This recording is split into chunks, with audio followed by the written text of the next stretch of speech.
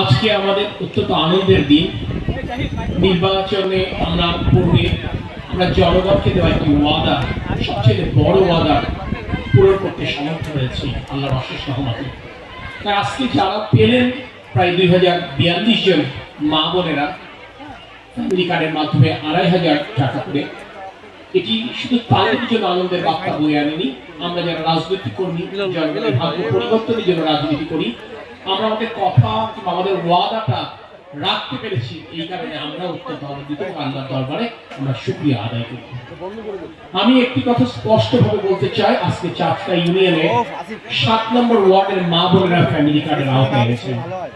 আমি আপনাদের কাছে দোয়া চাই, আমি আপনাদেরকে সমর্থন চাই আপনাদের কাছে, যাতে এই সরকারের 5 বছর মেয়াদী যেন আমরা যশোর সদর উপজেলার 135টা ওয়ার্ড এবং যশোর পৌরসভার 9টি ওয়ার্ডে ফ্যামিলি কার্ডের কার্যক্রম বিস্তৃত করতে পারি।